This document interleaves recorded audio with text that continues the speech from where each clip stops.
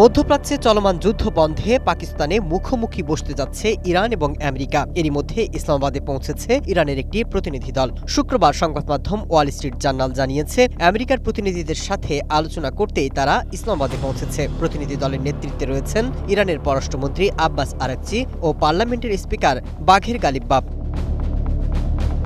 এদিকে আলোচনার জন্য ইসলামাবাদে রওনা দিয়েছে আমেরিকার ভাইস প্রেসিডেন্ট জেডি ভ্যান্স।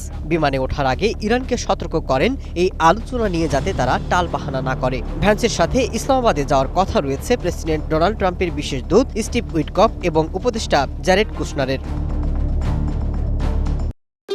ভবিষ্যৎ হোক নিরাপদ, বিনিয়োগ হোক বিশ্বস্ত, আর আমার পছন্দ সল্ট বে। ওয়েলকাম টু সল্ট বে।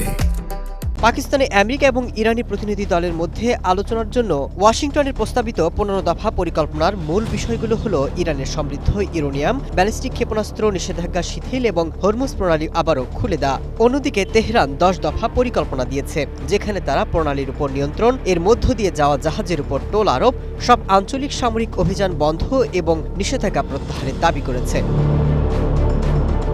আমেরিকার পররাষ্ট্র দপ্তর বলছে, আগামী সপ্তাহে ওয়াশিংটনে ইসরায়েল এবং লেবাননের মধ্যে আলোচনা হবে। 2 সপ্তাহের ভঙ্গুর যুদ্ধবিরতি ভেস্তে দিতে পারে এমন শঙ্কার মধ্যে এই উদ্যোগ নেওয়া হয়েছে। তবে আমেরিকাকে আলোচনায় বসতে হলে আগে লেবাননে হামলা বন্ধ করতে হবে, সেই সাথে যুদ্ধবিরতি কার্যকর হতে হবে। বিবিসিকে দেওয়া এক সাক্ষাৎকারে এই শর্তের কথা জানিয়েছে লেবাননের এক কর্মকর্তা। যদিও ইসরায়েল এ শর্ত না মানায় নতুন করে সংঘাত নিয়ে শঙ্কা থেকেই যাচ্ছে।